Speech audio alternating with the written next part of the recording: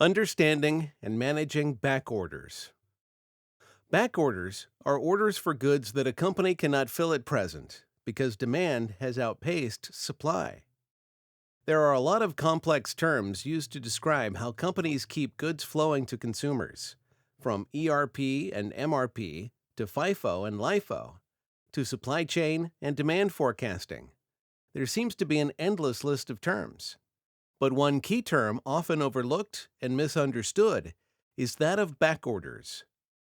High demand is sought after by all companies, but there are times when circumstances may push demand to a level that cannot be filled.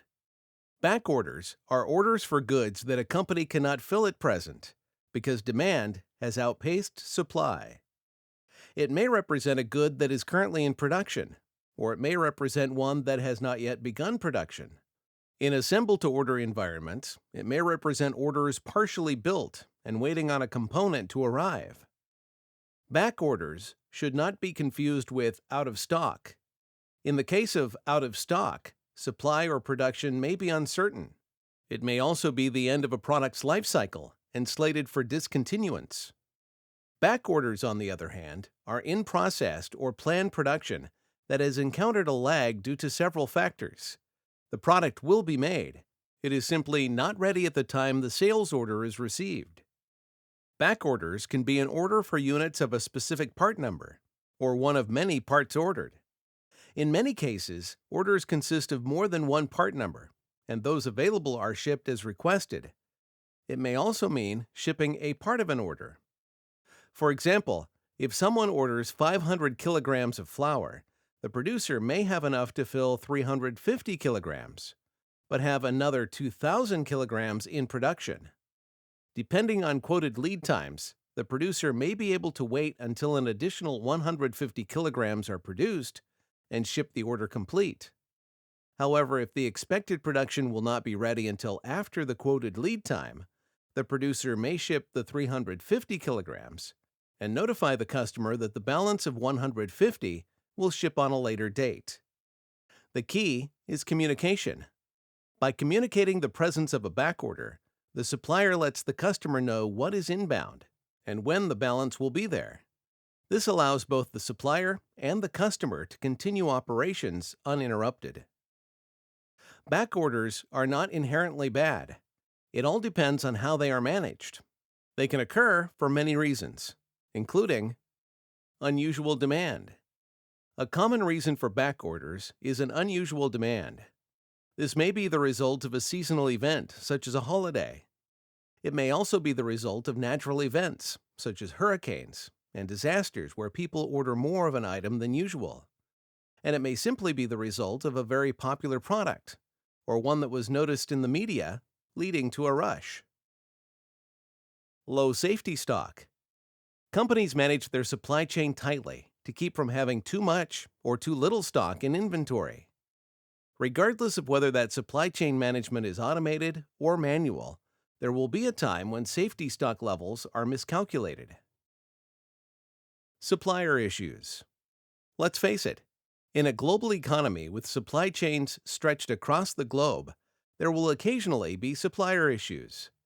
This may be the results of acts of nature, shipping or dock strikes, or regulatory compliance.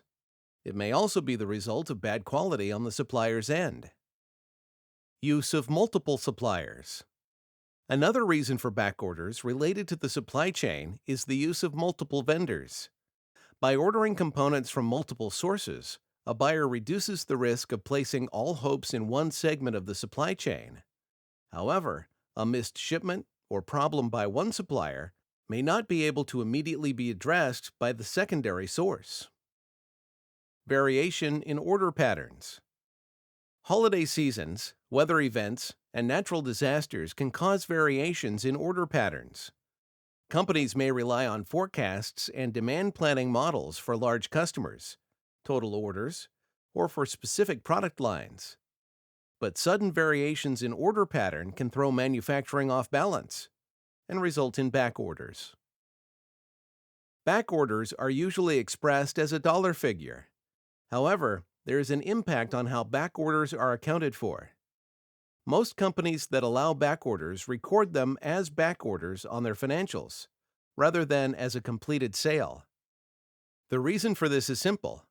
If the customer cancels, the back order can be removed without having to reconcile accounting records. This keeps a back order from impacting the bottom line while the transaction is in flux. There are other accounting considerations as well. Back orders may impact inventory and other holding costs. If the back order is due to a specific part or raw material that is part of a process or assembly, then the other parts that go into that assembly are subject to regular inventory procedure and valuation. The same goes for holding costs. Even though the product isn't yet recorded as a completed sale, rent, utilities, and labor must still be paid for holding components that go with the material being awaited. Other accounting concerns include expedited shipping costs, which must be rolled in at some point into the financials. It may also include both tangible and intangible costs, both of which must have some accounting to track backorder progress. Whether a backorder is a good thing or a bad thing depends on several factors. One advantage of backorders is that it can show a healthy increase in demand for a product. If kept at a minimum and managed correctly, this can help companies plan for growth to deal with consistent increases in demand. Another advantage is that backorders can help companies maintain lower inventory levels, freeing up cash flow for operations and expansion.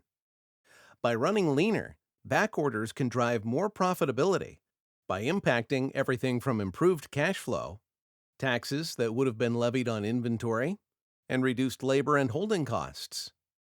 As for disadvantages, backorders can indicate that a company is too lean. It is also a disadvantage for manufacturers whose lead times on production are long based on process realities. If lead times are too long and backorders drag on, customers may cancel orders and look elsewhere. Canceled orders could also lead to overstocks in inventory and finished goods, as long lead times on production means that manufacturers must purchase raw materials and components over a long time frame. If the customer cancels the orders during that time, producers are left with high inventory costs. While backorders can be managed to be beneficial for a company, the key is to make sure the production system is balanced. Here are 5 tips to minimize backorders in a way that will balance the system and keep customers happy. 1. Regularly review popular items. It's always great to have a product that takes off, but product life cycles vary by tastes, season, and other factors. Reviewing the history of popular items will help manufacturers develop strategies for balancing the system. In advanced ERP and MRP systems, these histories will be available, accurate, and sortable in a way that allows for the best analysis of the data. 2. Give manageable ETAs. Customers may be willing to wait for a reasonable backorder, but communication is critical to ensure that they do not cancel the order.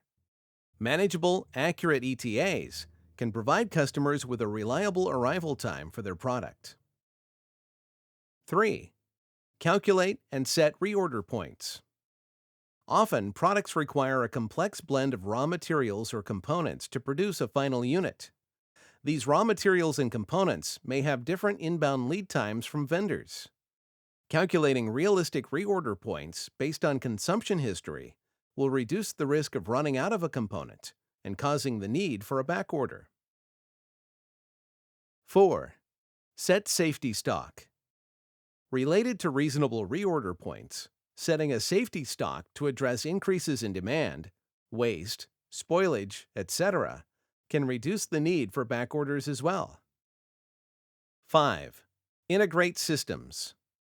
Small and medium-sized manufacturers often use disparate systems of different vintages. This causes information silos and the need to reconcile data from department to department, introducing the chance of error. By integrating systems under one umbrella, systematic causes of backorder can be further reduced. While backorders are always a possibility under the right circumstances, balancing the production system, managing the strategies to address backorders, and reducing human error will go a long way toward making sure that backorders, when they happen, do not hurt a company. The best way to this is through an integrated, cloud-based ERP/MRP system to tie these components together. The 5 tips listed above are sound advice regardless of the system. However, a unified system with advanced analytics and accurate history and built-in production, scheduling, inventory, and shipping functionality, such as found in an ERP/MRP system, will make the process seamless and allow manufacturing companies to operate with a minimum of backorders and to properly balance and manage the ones they do incur to their financial advantage.